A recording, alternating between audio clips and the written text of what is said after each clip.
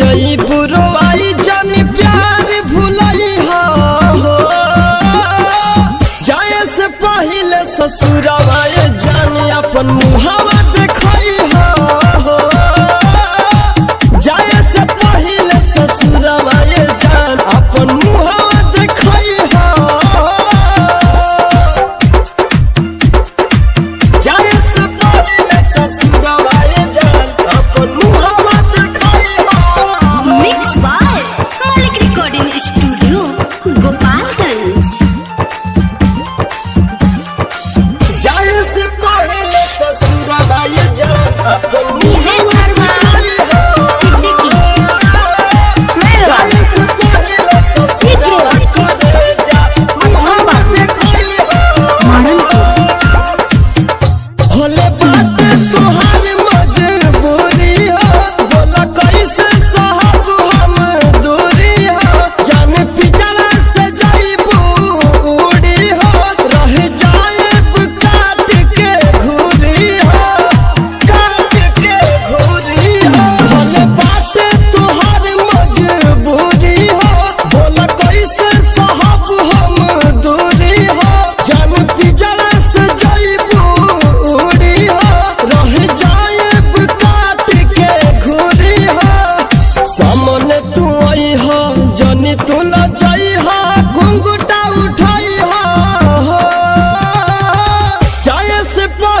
ससुरवा जान अपन मुहावा देखई हो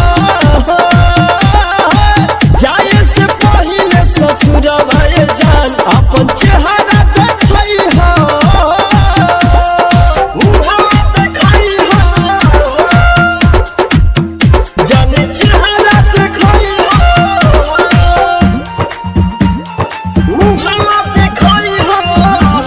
मालिक रिकॉर्डिंग स्टूडियो गोपालगंज। जाए के पहले ससुरवा जान अपन मुहावा देखई हो जाए के पहले ससुरवा जान चेहरा देखई हो ना खुशी के तोहरा होश बा लगे किस्मत के हमारा दोष बा कहे पंकज पर हूँ ना हो दूर चल जाइबू इहे अफसोस बा इहे अफसोस बा ना खुशी के तोहरा होश बा लगे किस्मत के हमारा दोष बा कहे सचिन अक्षय मुन्ना दूर चल जाइबू इहे अफसोस बा